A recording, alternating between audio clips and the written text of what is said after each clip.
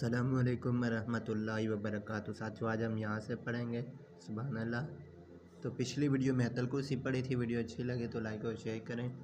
تو حضرت ابو ہریرہ رضی اللہ تعالیٰ راوی ہیں کہ حضور صلی اللہ علیہ وسلم نے فرمایا، جو شخص ہر فرض نماز کے بعد سبحان اللہ 33 مرتبہ، الحمدللہ 33 مرتبہ، اللہ اکبر 33 مرتبہ، یہ ایک کم 100 ہوئے، اور ایک مرتبہ لا الہ الا اللہ وحدہ لا شریک لہ لہ الملک و لہ الحمد وہو علی کل شیء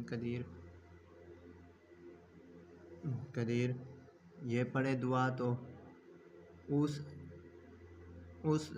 اس دعا کو پڑھنے والے شخص کے گناہ خواہ سمندر کی جگ جتنے ہوں معاف کر دیے جاتے ہیں۔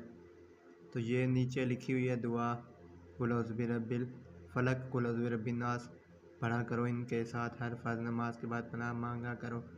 تو ملیں گے نیو ویڈیو میں۔